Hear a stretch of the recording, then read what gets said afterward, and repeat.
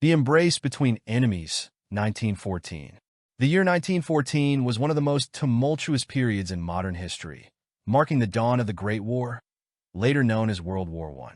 It was a time of deep divisions, fierce nationalism, and unprecedented violence. But amidst the darkness of war, there were moments of unexpected humanity, where the bitterest of enemies found common ground, if only for a fleeting moment. One such story is that of the embrace between enemies, a tale of two soldiers from opposing sides who experienced a moment of profound connection on the battlefield. In the summer of 1914, Europe was a powder keg waiting to explode.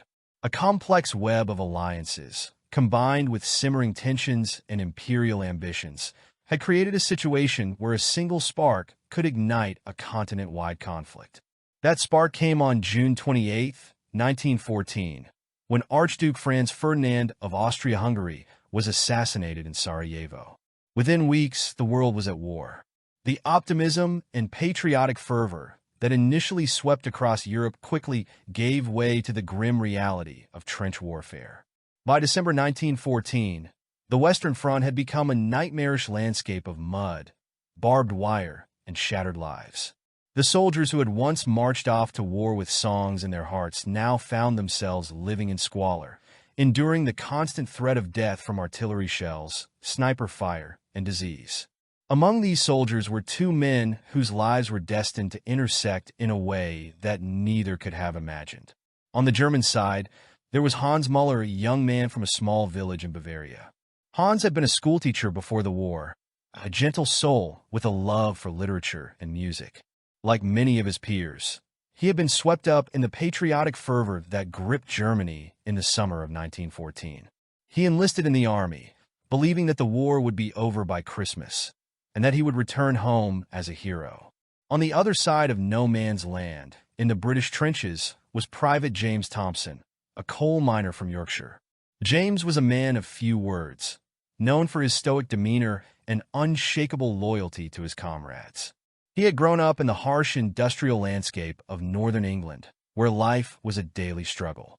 The war, for James, was not about glory or patriotism. It was simply a duty, a job that needed to be done. He had left behind a wife and two young children, and every day in the trenches, he prayed that he would survive to see them again. By December 1914, both men had seen and experienced horrors that had forever changed them. The initial optimism had long since faded, replaced by a deep weariness and a sense of futility.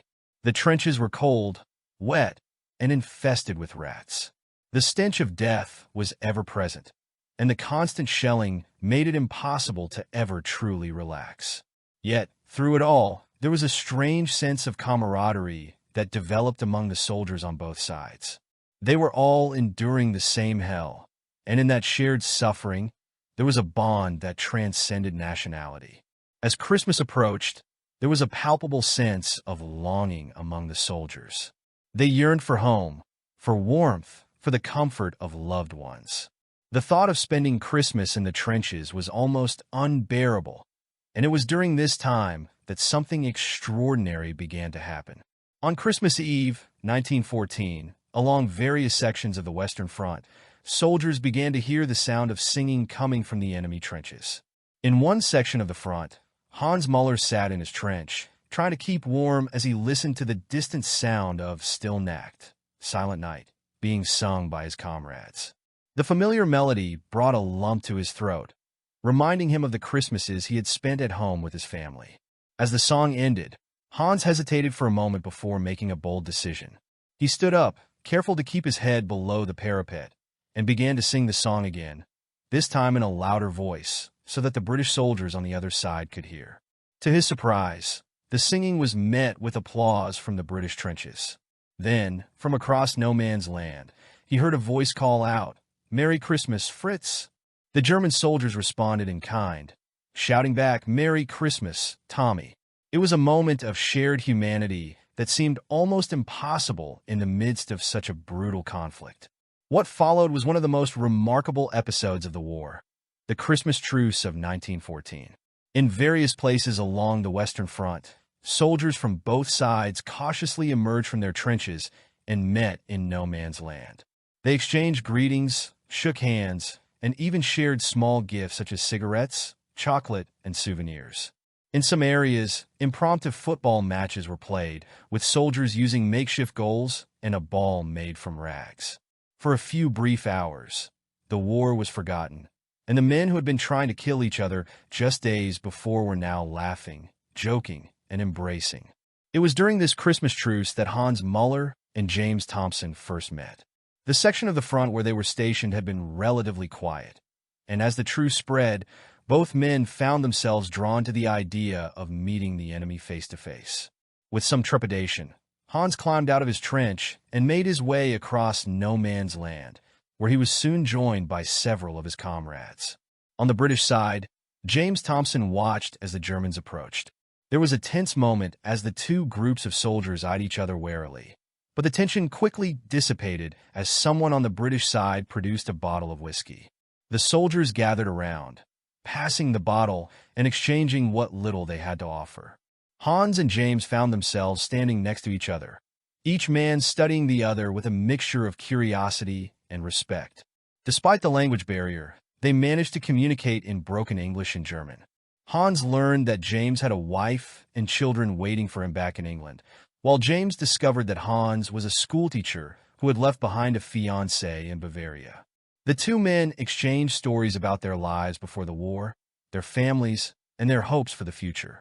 There was an instant connection between them, born out of their shared humanity and the recognition that in another life they could have been friends.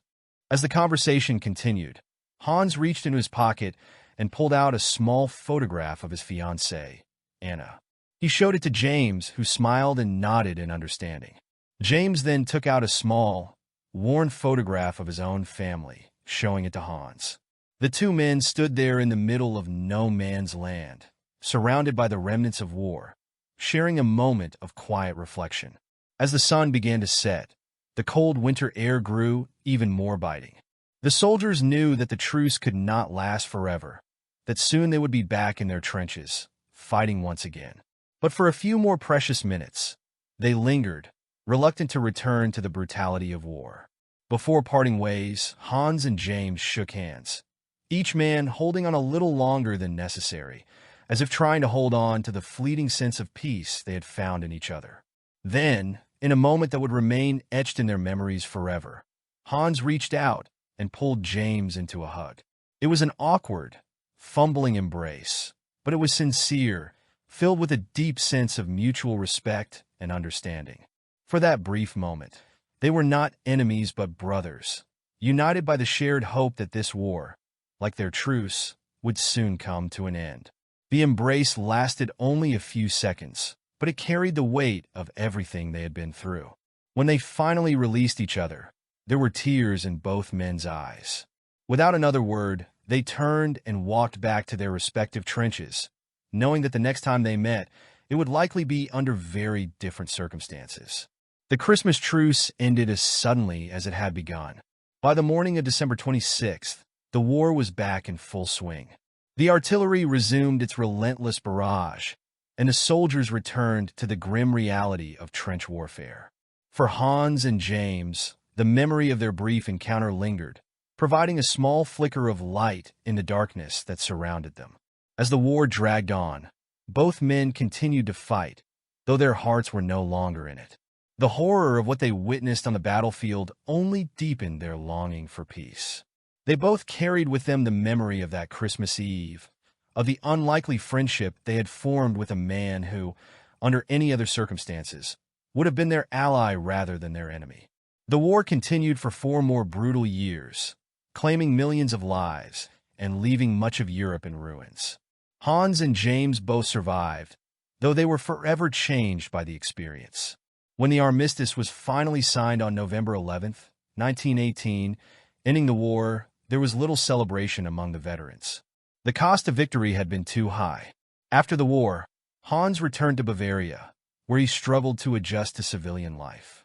The world he had known before the war was gone, replaced by a country ravaged by defeat, economic hardship, and political turmoil. He eventually found work as a teacher again, but the trauma of the war haunted him. He married Anna, But the joy they had once shared was tempered by the loss of so many friends and the deep scars left by the conflict. The memory of the Christmas truce, and especially his encounter with James Thompson, became a source of solace for Hans. It was a reminder that even in the darkest times, humanity could still prevail. He often thought of James and wondered if he, too, had survived the war and what his life had become. Meanwhile, in Yorkshire, James Thompson returned to his family, physically intact but emotionally scarred. The coal mines awaited him, and life resumed its familiar rhythm, but the war had left an indelible mark on his soul. He rarely spoke of his experiences, but on quiet nights, when the memories became too much to bear, he would take out the photograph of his family that had comforted him during the war. He also kept the memory of Hans close to his heart, a small beacon of hope amidst the senseless destruction. Years passed, and the world moved on. The scars of World War I were slowly covered over by the passage of time, but the trauma lingered in the hearts of those who had lived through it. Hans and James never saw each other again, but their brief connection during the Christmas truce became a defining moment in both of their lives. In 1930, more than a decade after the war, Hans Muller found himself traveling to England for a teaching conference. He had often thought about visiting, but it wasn't until the opportunity arose that he finally made the journey. As he walked through the streets of London, the memories of the war resurfaced, but they were tempered by the knowledge that peace had endured. On a whim, Hans decided to travel to Yorkshire, hoping that somehow he might be able to find James. He knew it was a long shot. He didn't even know if James was still alive, but he felt compelled to try. With the help of a local innkeeper, Hans was able to locate the Thompson family home, a modest cottage near the coal mines. When Hans knocked on the door, he was filled with a mixture of hope and anxiety. A woman in her late 30s answered, and Hans recognized her from the photograph James had shown him all those years ago. It was James's wife, though now older, with lines of worry etched into her face. Hans introduced himself, explaining that he had met James during the war. The woman's eyes widened in surprise, and she invited him inside. There, sitting by the fireplace, was James Thompson. The years had aged him, but Hans recognized him immediately. For a moment, they simply stared at each other, the memories flooding back. Then, without a word, James stood up and embraced Hans, just as they had done in no man's land so many years before. The reunion was a bittersweet moment for both men. They talked late into the night, sharing stories of their lives after the war, of their families, and of the struggles they had faced in trying to rebuild. Hans learned that James had returned to the mines, but the work had taken a toll on his health. James, in turn, listened as Hans spoke of the challenges facing Germany, a country still grappling with the consequences of the war. Despite the hardships they had endured, both men found comfort in each other's company. The bond they had formed during the Christmas truce had withstood the test of time, and in their reunion, they found a sense of closure that had eluded them for years. As Hans prepared to leave Yorkshire, he and James stood together on the doorstep, much as they had stood in no man's land. They knew this was likely the last time they would see each other, but there was no sadness in their parting, only gratitude for the friendship that had emerged from the most unlikely of circumstances. In the years that followed, both Hans and James continued to correspond, exchanging letters that were filled with the mundane details of life, but also with a deep understanding of the bond they shared. They knew that they were among the few who had experienced the true cost of war and had found a way to rise above it. When Hans passed away in 1941, his family found among his belongings a small box containing mementos from the war. Inside was the photograph of Anna, a few letters from old comrades, and a single piece of paper, a letter from James Thompson. It was the last letter James had written, and it spoke of the enduring power of their friendship and the hope that future generations would never have to endure what they had. James Thompson lived until 1950, and when he passed, his family found that he, too, had kept a small box of treasures from the war. Among them was a photograph of his wife and children, along with a letter from Hans Muller. The letter was worn from years of handling, but the words were still clear, a testament to the bond that had transcended the battlefield. The story of the embrace between enemies became known only after both men had passed, when their families shared the letters and memories that had connected them across the years. Their story was a powerful reminder of the humanity that could be found even in the darkest times. And it inspired those who heard it to believe in the possibility of peace, even in a world so often torn apart by conflict. In the decades that followed, the tale of Hans Muller and James Thompson was told and retold, a symbol of the enduring power of connection, understanding, and forgiveness. It became a part of the collective memory of those who sought to learn from the past, a beacon of hope that the world could one day rise above the divisions that had caused so much suffering. The embrace between Hans and James was more than just a fleeting moment in the midst of war. It was a testament to the idea that, even in the most desperate of times, there is always the potential for compassion, for connection, and for the healing that can only come when we see each other not as enemies, but as fellow human beings.